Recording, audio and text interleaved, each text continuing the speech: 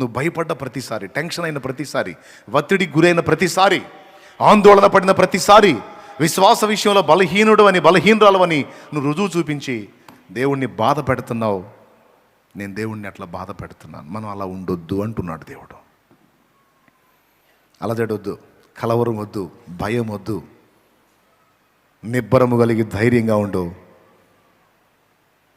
రేపటికి నేనున్నాను.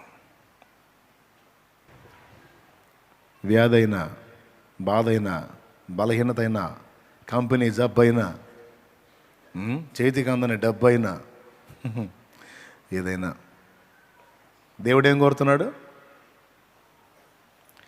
అసలు ఇంతసేటు మొత్తుకొని ఒక్కడన్నా చెబుతాడండి మనకి మనుషుల్లో?